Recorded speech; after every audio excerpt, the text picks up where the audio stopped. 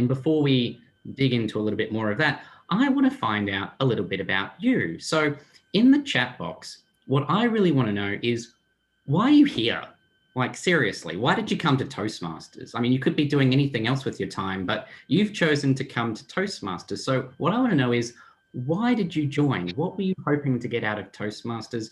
What did you want Toastmasters to deliver for you? So just pop that into the chat for me so I can get a bit of a sense of who I'm working with here today.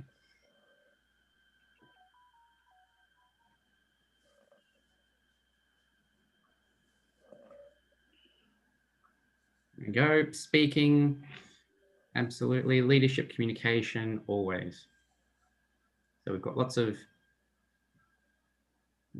input coming through. Interview questions, speaking on feet. Yeah, confidence. So I'm seeing time management, loving it. So what I'm seeing even just now is we come to Toastmasters for a whole range of reasons. And the great thing is, regardless of why we come, Toastmasters can help you achieve all those different goals. It's a very broad church. We have people from all different walks of life with completely different objectives, and yet we all still manage to achieve our goals. That's the beauty of it. So today's workshop, we're going to be covering a few different areas. We're going to start just sort of briefly outlining a little bit about my history. Then we're going to talk about the different elements and the value drivers within Pathways and how those interact and work together to help create an environment where you can really supercharge your learning. From there, we're going to talk about making it easier to select a path and helping explain that and break down the different options available to you a little bit more. From there, we're going to talk about, particularly as club leaders, what you can do to encourage more of your members to not just get started, but also really take charge of their Pathways journey and how to do that well. From there, we're going to have a quick breeze through some of the resources that are available. Then we're going to talk about the Pathways Mentor Program and the path to a DTM, which of course is the culmination of everything. And then if we have a little bit of time at the end, we'll have a Q&A. Now, first and foremost, I'm going to be joined today by my little assistant. So this is Kevin the koala. He's doing what koalas do best. He's just sitting there and looking cute. I wish I could do the same, but he's a koala and I am not a koala. So that is just sad fact of life. I'm working towards it. Life goals, being able to hang around, eat leaves, and sleep through most of the day. So let's get started. Now, when I got started in Pathways, I was the chief ambassador. So I was responsible for rolling out Pathways across my district. And at that time, there was nothing. There were no resources. There was no one to go to for help. There was really just a small group of us who were sort of pioneers at that cutting edge. We jumped in because we were really keen about this new program. We just see something bright and shiny and new, and we just say, jump at it. And at that time, all you could do, like if you wanted to learn Pathways, you had to jump in and just learn through trial and error. So we didn't have the resources. We didn't have all the people. We didn't have presentations like this. And today it's an opportunity for all of us. Like, we have so many people we can go to for help. Whereas back then it was all about finding our way and pulling it apart.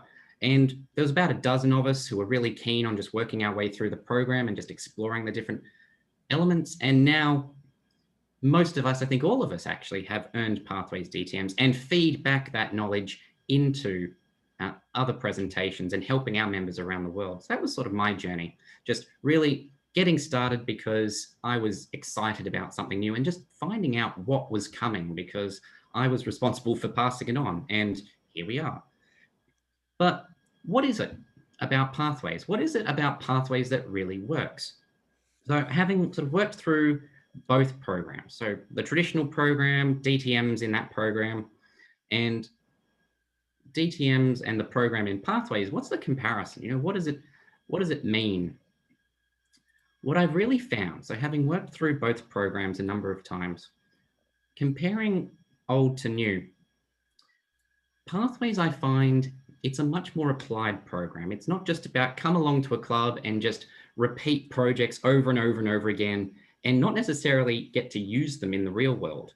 Pathways is all about the real world. It's encouraging us, it's pushing us all the time to go out there and to use those skills where they're meant to be used. Because What I noticed in the chat when everyone was saying why they came to Toastmasters, not one person said that they wanted to join Toastmasters because they wanted to be a better Toastmaster. Like, no one comes to Toastmasters to just be a Toastmaster. We come to Toastmasters because we want to be better people outside of Toastmasters, whatever that goal looks like for us. And so traditional program, very manual based, very repetitive after a while too, I found. But Pathways, we have a huge range of projects and options that we didn't have available to us before. We've heard today, even just in the last session, Sam talking about podcasting.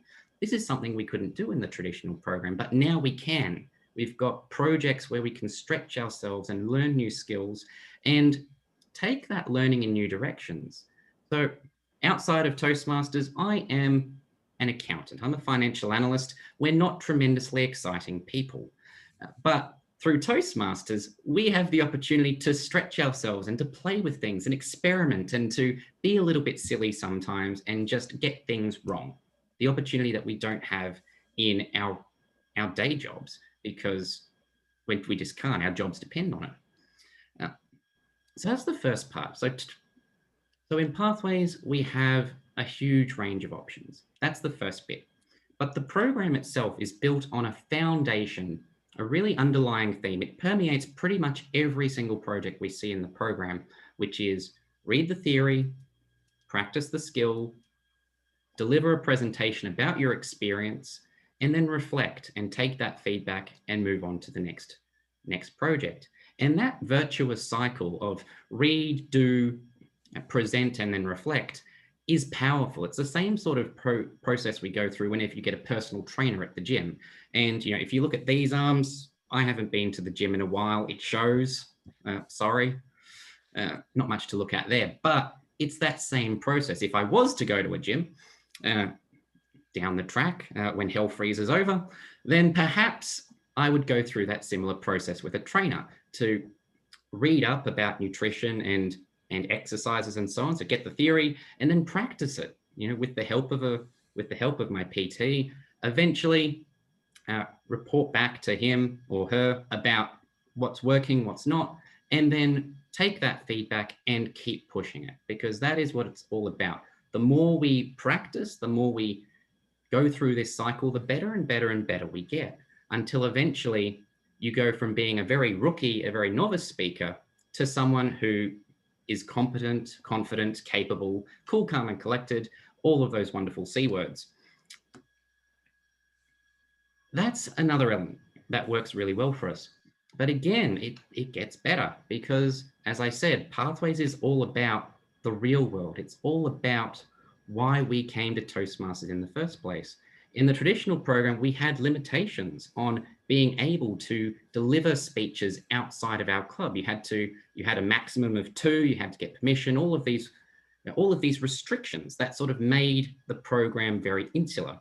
Whereas in Pathways, we now have the ability to deliver almost any project, like any presentation at all can be delivered outside your club, so long as you have a Toastmaster there to evaluate you. And again, particularly for our members that are in corporate clubs, this is a huge bonus for you, because I'm also a member of a corporate club in my district, and many of my colleagues were in the club. And so whenever I would be asked to give an all-staff presentation or do something in my work, I would just drag one of my fellow members along and get them to evaluate, and immediately, bam.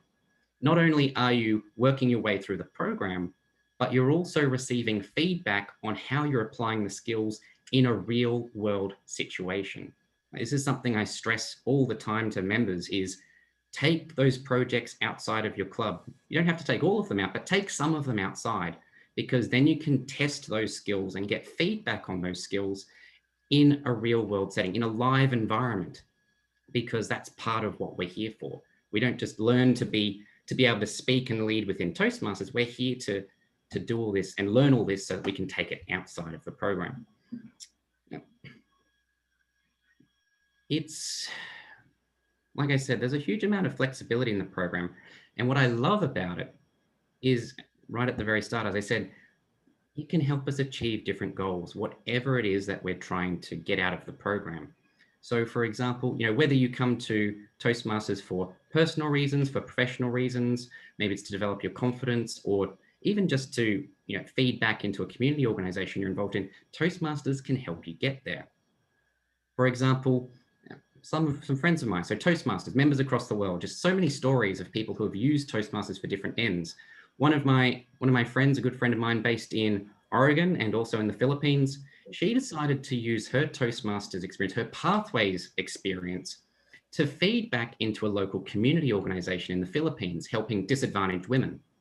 And she used the projects in her path to help that organization rebuild and eventually become much more effective at its mission of helping disadvantaged women lift themselves out of poverty and take charge of their own destiny. So that was a great example of someone using Pathways for a community aspect.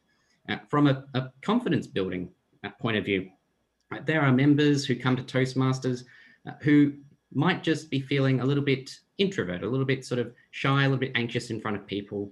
And they come to Toastmasters because it's a great environment for them to practice speaking in a social setting, to be able to build that confidence around people.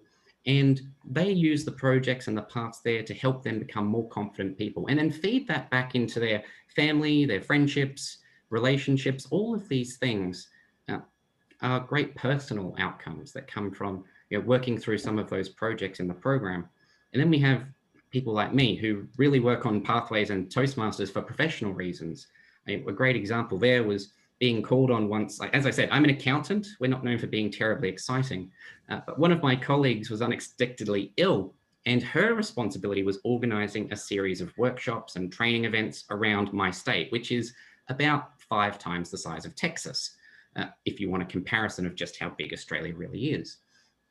And I got thrown into this project at the last minute, but the first thing I did was I went straight to Pathways, pulled out the projects on communication plans, event management, project management, and started sifting through all of those projects and all of those templates and all of that information to help me get a better understanding of what I could do to make this work. And I'm glad to say it went off without a hitch. So from a professional point of view, Pathways helped take an accountant who didn't have any event planning experience and helped him or helped me to become at least a capable event planner. And so that's another line I can add to my CV to whenever I'm going out for future jobs. It's being able to connect Pathways, the Toastmasters program, to whatever goals we have. There's so many different strands, so many different ways that we can take what we're doing and make it work, because this is what the program is all about. It's all about being able to connect what we do in club and in the organization to what we're doing in the real world.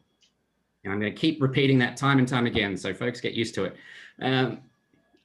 The last big thing about Pathways that really works, in my mind, is evaluations and mentoring. So these are things that in the traditional program, we didn't get a huge amount of training for. It was mostly around, here is what mentoring and evaluation is, here's why it's important.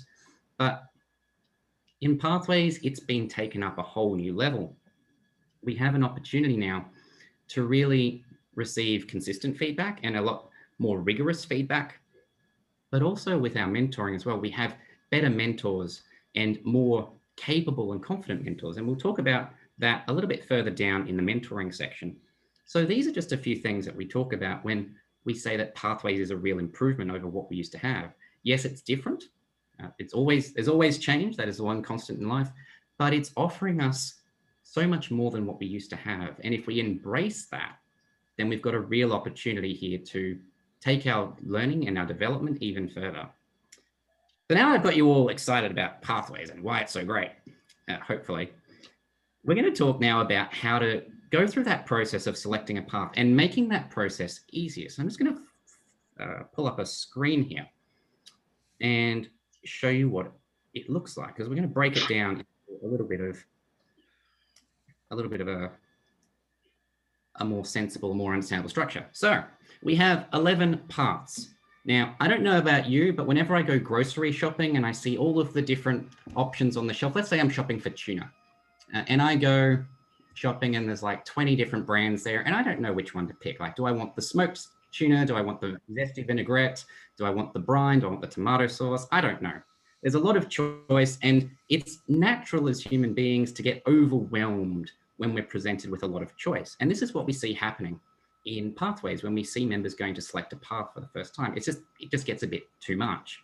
Whereas if we can help bring that choice down, it makes selecting something and settling on a decision a lot easier. Like if you give me two choices, it's either product A or product B, I can compare the two and I can pick the one that I want.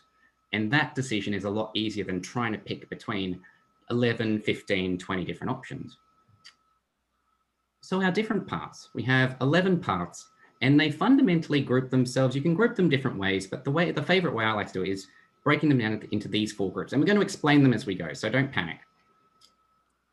The first group, so starting on the top left corner, for those of our members who are looking at developing public speaking skills, so being able to get up and talk one to many.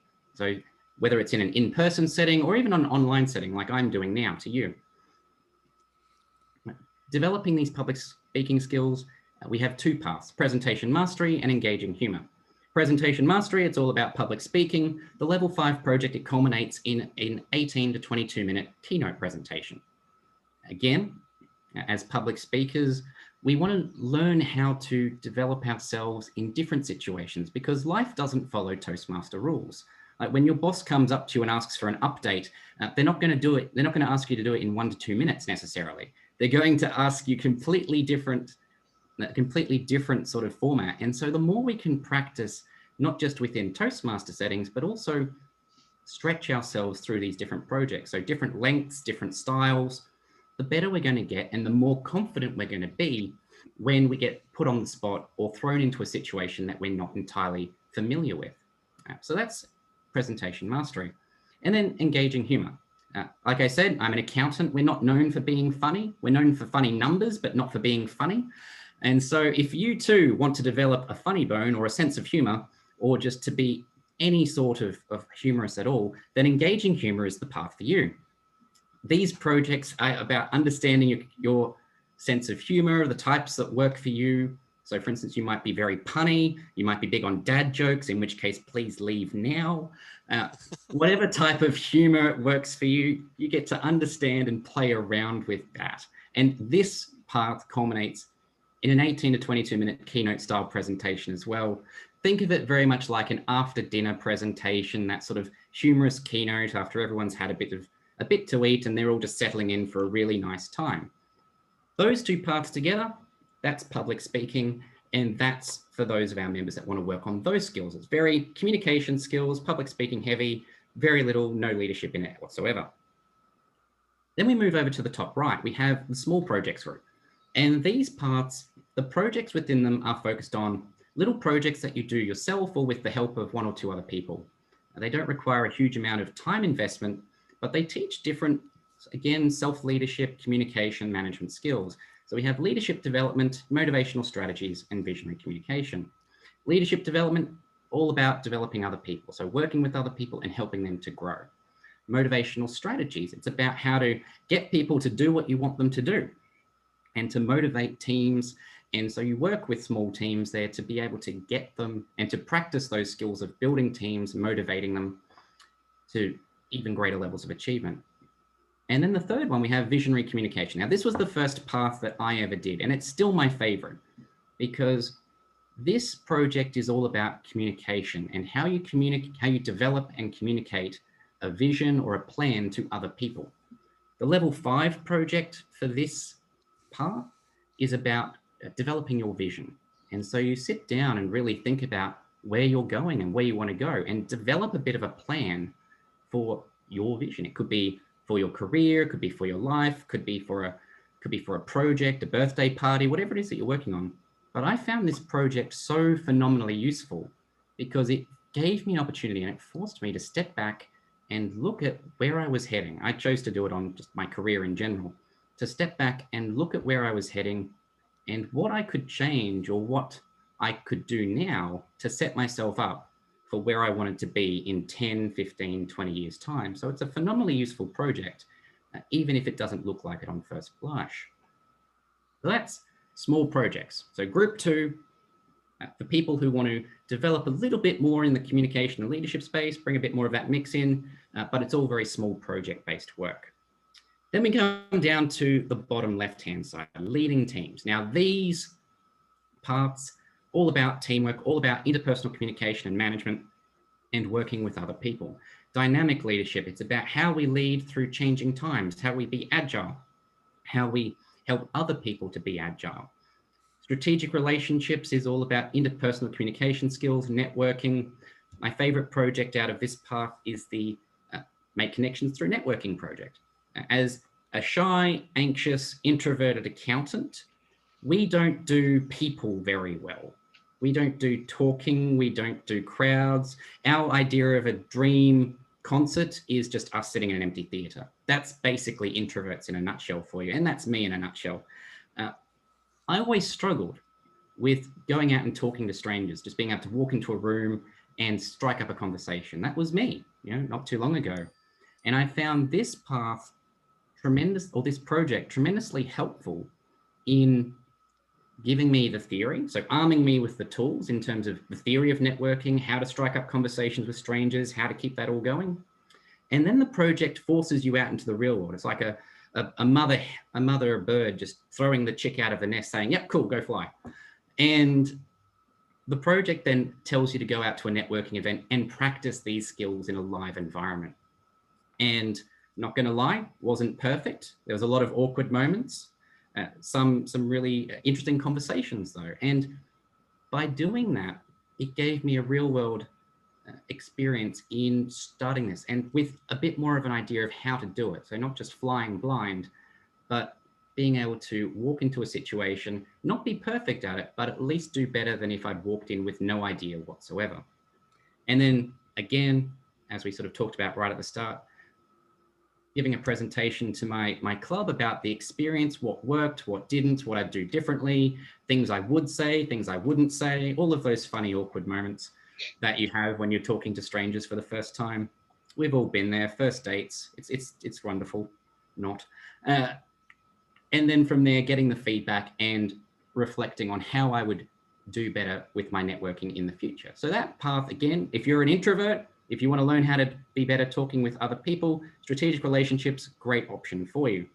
Then we come to the third one. So team collaboration is all about collaborating with teams and how to work together and encourage them to work together with each other as well. Really, really powerful project if you are managing people in a work environment, in a community environment, in a social environment, all of those different reasons. There's plenty of situations where you might need to encourage people to work together. Then we come to the bottom right-hand corner, and these projects are very heavy on different leadership skills in particular. Every single one of them, the level 5 project is a high performance leadership project.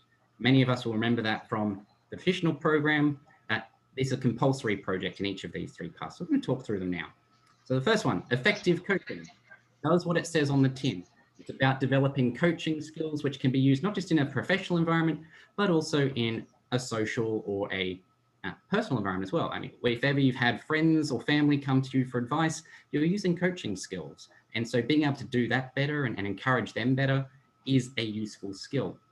Alternatively, if you have teenagers or children, I'm led to believe that it's very difficult to encourage children to do what you want them to do.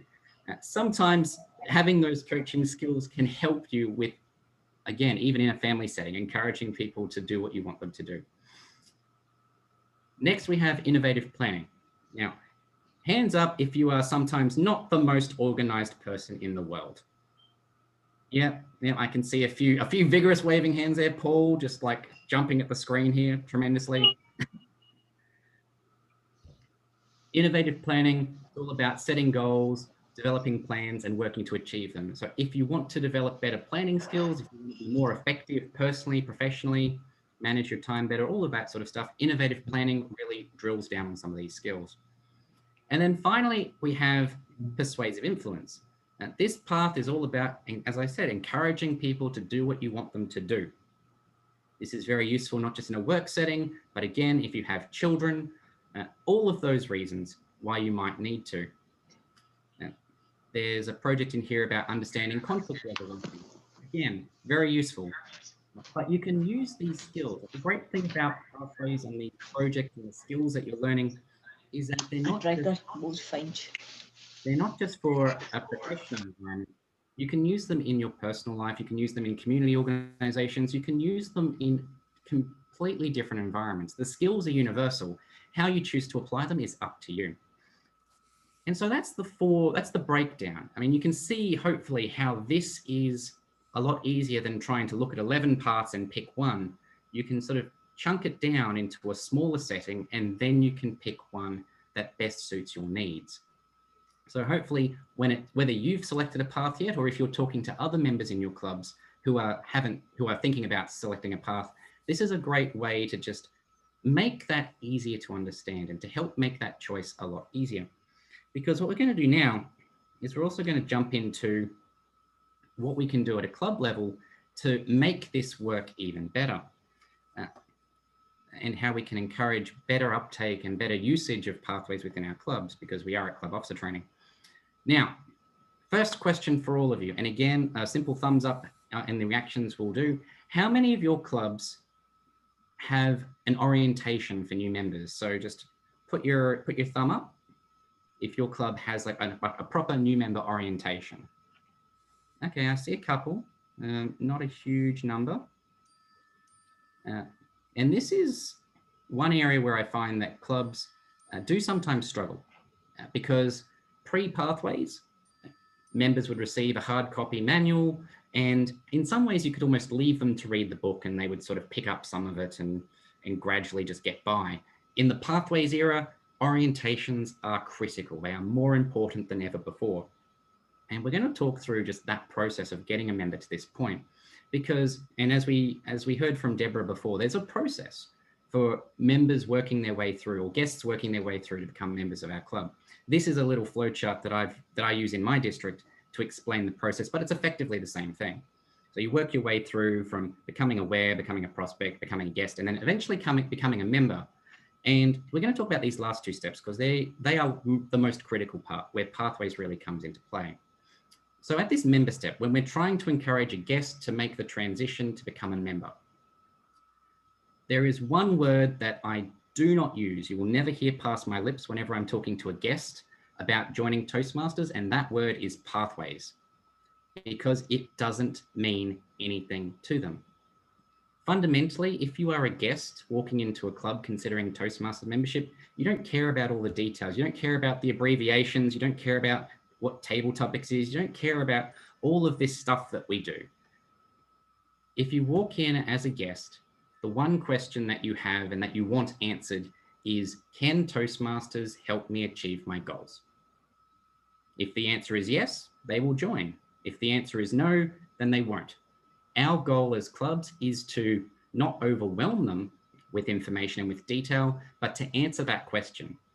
And the way that we do it is to focus the conversation on the value of Toastmasters, of which Pathways is just a small part. So I talk about the Toastmasters program and the fact that it's a supportive environment. You receive feedback and mentoring, which will help you develop even faster. We have a flexible program with a huge range of skills that you can select from. You get to tailor your journey and you can access it anywhere you've got an internet connection. These are the things that get people excited about joining Toastmasters, because it's answering all of those questions in their mind. Is this a program that can teach me something? Is it going to be accessible? Is it going to be affordable? Is it going to be easy to use? All of those things. Am I going to be supported? Like, those are the questions that we want, that a guest wants answered. And if you can answer them at that stage, fantastic. You have yourself a new member, which then brings us to the Toastmaster step. So this is when someone has become a Toastmaster. What can we do to build in that retention from the very beginning? Because it's a sad fact, and it's a true fact, that out of every new member, only 40% of them, or rather 40% of them, will never renew. So you think about all the members that we sign up, 40% of them will not make it 6 months. That's huge. Think of all of those new members that drop out before they even get to the first hurdle. And a big part of the reason for that like from the research that we've been doing in 69, is they don't feel like they're supported. They don't understand the program. They haven't felt like they've achieved any goals. They haven't had it explained to them really well. They're still lost. And you think about it, if you're walking around in your club 6 months after you've joined and you're still feeling lost, are you going to want to stay? I think the answer perhaps not so much. And so this is where orientations are critical. It's not just sitting down and explaining, here's what the program is, here's the executive, here's how to access Basecamp, but it's helping them work through that process of selecting a path, understanding their goals, and putting a plan in place for them to help them achieve it. It's explaining, why are we always clapping? Like, these are things that don't make sense to people outside of Toastmasters. But as we explain that detail and clear away that fog, new members become more confident. They start to see more of the value that we've been promising them, and they start to gain momentum. And as that momentum builds, they see the value and they stay with us. Like, that's what we want to do. But it's not just for new members as well. It's also for experienced members, encouraging more of them to really take up this program and make the most of it. And a big part of that is understanding just how much of what we already do fits within the Pathways program. So I've got a couple of slides here. I'm going to talk through at a very high level, just to explain where all of the things that we do in speeches, all of the things that we do in club, district, and beyond already fit within and meet the requirements of Pathways projects. So we've heard about it before from Debbie and from Sam, so I'm not going to repeat some of their stuff, but just at a high level, like, any time a member gives a speech, there is half a dozen plus Pathways projects it could be recorded against and evaluated against. And the reason isn't just so that they get credit, because we don't come to Toastmasters for the credit, but it's because every time you put it towards a project, you have resources that you can use to help make that speech even better. But also it means that you're receiving feedback that is aligned to a certain set of skills. It's not just general, oh, congratulations, you gave a speech and here's some general feedback for a general speech. You can actually get more detailed feedback based on certain criteria. So this is why we encourage every single person, anytime you get up and give a speech, find a way to make it fit. So you can see here, and these slides will be available afterwards, so don't feel about writing them all down now. But yeah, anytime you give a speech, there is a huge range of projects you can put them towards. If you're talking about leadership, if you're talking about projects that you've worked on, even if you're a topics master, there's a project there for being topics master. So anytime you've got someone on the program as a topics master, get them to do that speech. Active listening, anyone can work on it. And a big part of it is also understanding the project descriptions. Now, we're all busy people. I've been guilty many a time of not reading fully the project descriptions, and sometimes that's gotten me into a little bit of trouble. But the two ones that we hear a lot, so for instance, understanding your leadership style, understanding your communication style, the project descriptions and the requirements for those projects are actually quite broad. So it's not just about talking about your own leadership style. You can talk about anything related to leadership styles. And so the first time I delivered this project, I talked about my leadership style related to the questionnaire that's in the project. The second time I talked about my boss, a past boss's leadership style, and all of the things that did not work about her micromanaging style. The third time I talked about Napoleon Bonaparte and his leadership style and how that impacted the course of his journey as the Emperor of France. And so you can use that flexibility and that creativity to make projects work for you. So it's not just about looking at the very tight confines of a project description, but read into it. What can you do with that description that you might not usually do? That makes the project interesting. It makes it fun. You're still meeting the requirements, but it's keeping these projects fresh and entertaining, even if you're doing them more than once. So let's move then to outside the club, because you're at 36 minutes. Yeah, cool. So we move outside the club. And again, as club officers here today, there is a Pathways project, level 5, leading in your volunteer organization.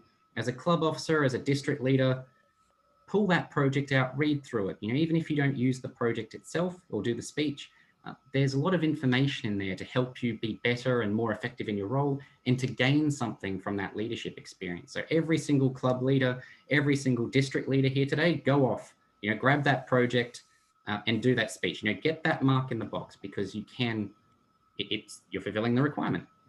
Again, the dreaded networking project, if you're attending district training events like today and doing some networking, hosting a Zoom meeting. Again, there's projects here for all of the things that we normally do in clubs and in the organization. If you're doing one of these things, if you're invited to do one of these things, get it marked off, pull a project out, work through the resources, do it and do it well.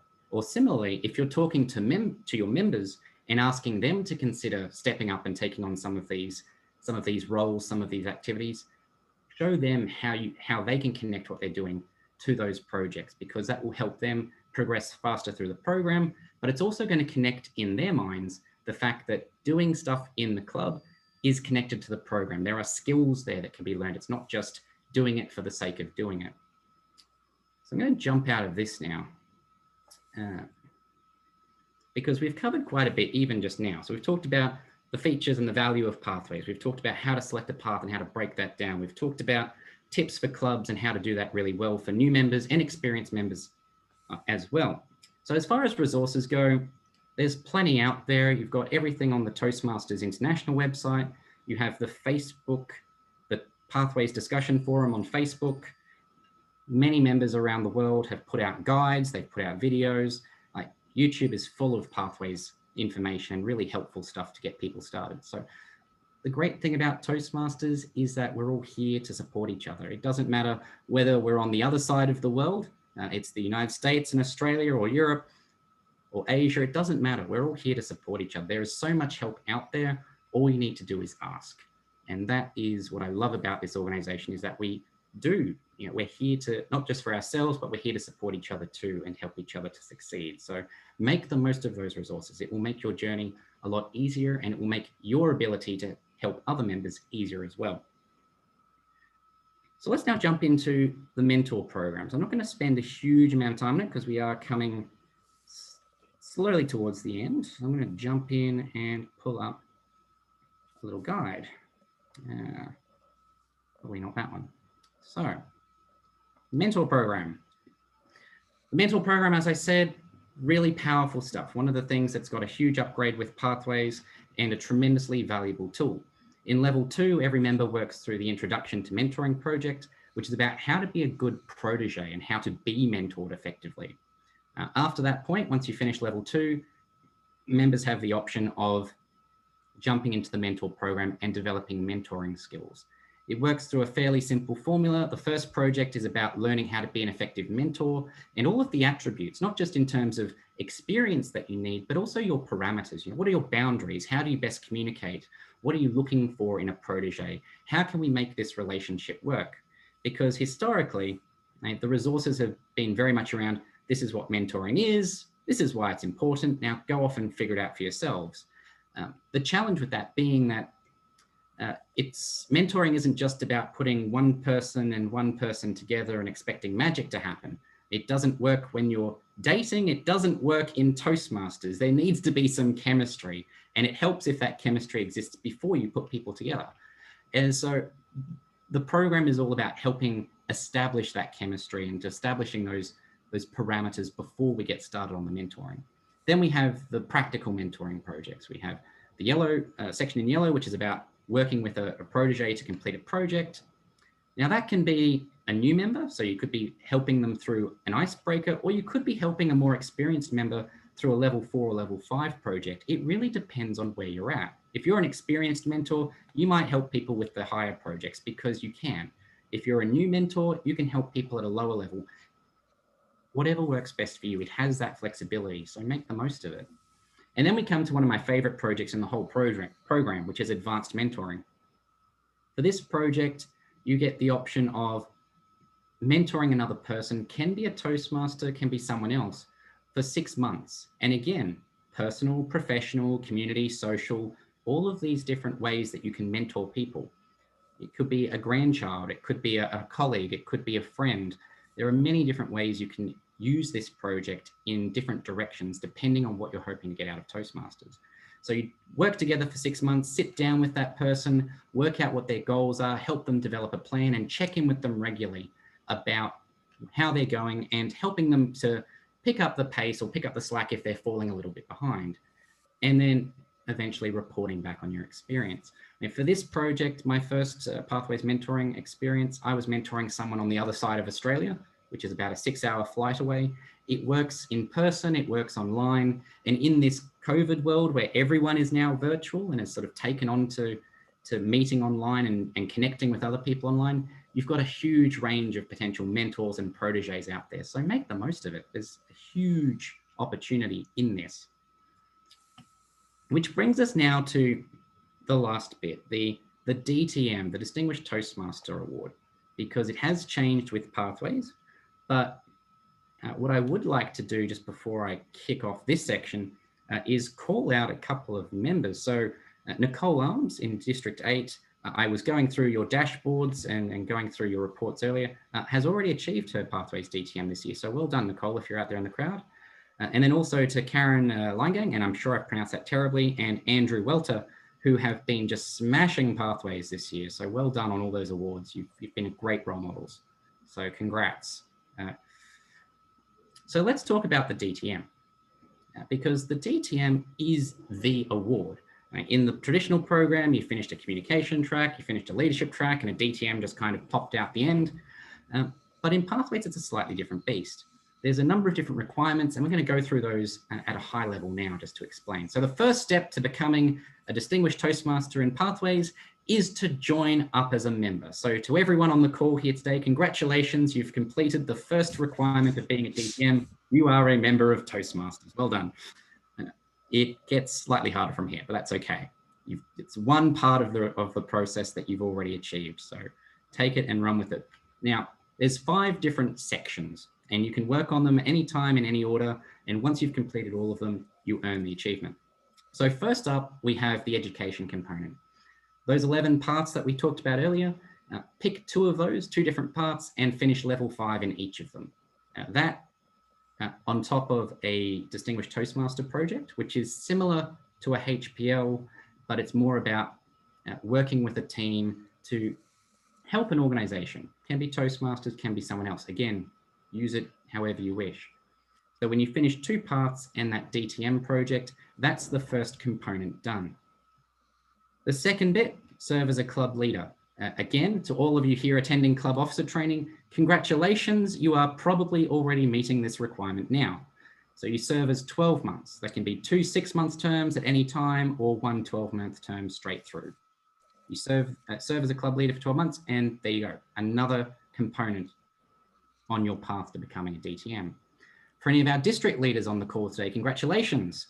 You've completed the next step, or you're in the process of completing the next step of serving as a district officer for 1 year. For those of you that aren't district officers now, nominations, I think, would be open for district leadership roles for next year. So if you are an area director, division director, a trio member, an admin manager, finance manager, or public relations manager, those roles qualify for this requirement, and that's another tick towards being a Pathways DTM. Then we come to the next 2 parts, and these ones are slightly trickier, but very rewarding, because the first part is around club extension and bringing Toastmasters to more people. So if you serve as a sponsor, a speechcraft coordinator, or a youth leadership coordinator, that's a requirement. So a sponsor to a new club, you go out and you charter a new club. Because this is all about, as I said, bringing more people to the organization. But then we come down to the last component, which is club support. And it's all about supporting the clubs and the members that we already have. So if you serve as a mentor to a new club or a coach to a struggling club, so a club that has 12 or fewer members, and you help them back to being distinguished, that gives you another requirement too. So if Kevin over here wants to be a DTM, this is what he would do. He would work his way through all 5 of these different sections, and then he would become the next Pathways DTM. Although I don't think we allow koalas to be DTMs or members of Toastmasters. So sorry, Kevin. Bit of a challenge there. And that's it. And so now in terms of why. So this is the what and the how, but why? why would you want to be a Pathways DTM? Because a DTM in Toastmasters doesn't mean that you're the best speaker or the best leader out there. It doesn't mean that you're the most confident person in the world either. A DTM recognizes commitment, it recognizes dedication, but more importantly, it recognizes participation and enthusiasm for self-development. You look at the different requirements of the DTM. You have to get involved in lots of different things. You have to stretch yourself in different directions. You need to contribute and receive and mentor and receive feedback on a lot of things. You learn so much and experience so much through this journey. So even if you aren't in it for the title, even if you're not in it because you want the letters after your name, pursuing the DTM is a worthy endeavor because it stretches you in ways that you never imagined possible. What I love about this organization and this program, and you can go back and do the DTM as many times as you want. I have 6 now. Every time you work through this journey, so even if you're an experienced member and you already have a DTM, consider this program because you will learn new things about yourself. You will contribute in new ways and you will gain new experiences that you didn't have the first time around. So it's really, really worthwhile. So with that, I'm going 48 minutes. Yep, I am going to wrap up. So I might just summarize, and then if we have some time for Q&A, we might get a few questions. So pathways. Fundamentally, coming right back to where we started. Why are you here? What did you come to Toastmasters for? What are you hoping to get out of this organization? Whatever your goals are, Toastmasters and Pathways can help you get there. So whether you are in the US, if you're in Australia, in Asia, Europe, if you're a koala, if you're a human being, whatever it is, Pathways can help you achieve your goals. You just need to be able to connect what you're doing to where you want to be. What I love about Toastmasters in general and being able to present here today is that as members, we play a part in every other member's journey. So it's a huge privilege for me today to be able to present to you because we never know who in Toastmasters is going to be the next Nobel Peace Prize winner or who's going to be the next celebrity actor, who's going to be the next civil rights leader, who's going to be the next sports star, who's going to be the next anything really, who's going to be the next Elon Musk. All of those people may be sitting in our clubs right now. They could be sitting on this call right now. And the difference between where we are now to becoming one of those people could be the skills and the self-confidence and the experience that we gain through the Toastmasters program. So as members, it's a huge privilege for me to be able to play a small part in your journey today, but also the part that you're playing in my journey too. So when you go back to your clubs, encourage them to make the most of this program because Toastmasters is all about unlocking potential. And the more potential we can unlock, the more our members achieve and the more our organization succeeds. So I hope you've enjoyed today's session. I hope you've gained something from it and some tools and tricks that you can take back to not just help your own members, but also to take your own journey in Pathways and in Toastmasters to another level. So with that, it's been an absolute pleasure. Tom, back to you. If we've got time for questions, happy to take some, or people can just jump in and message me directly. Okay, well, thank you, Mark. That was very, I love the perspective on how pathways can help us. That's very important. And let's see, do we have any, seeing a lot of accolades. Nice job, nice job. Any quick questions? Because I know some of us, this has been a long day, so I don't know. but I really appreciate it. Let me see. What time is it over there now? It's 8:20 in the morning, so oh, I think but you've been. I was up at 4 a.m. for this, but it was worth it. Well, cool. Well, I think what we'll do now is that basically I'm gonna close the recording down, and we're gonna officially end it. And if anyone wants to hang out and socialize, they can. But this officially ends it. We hope you enjoyed the TLI.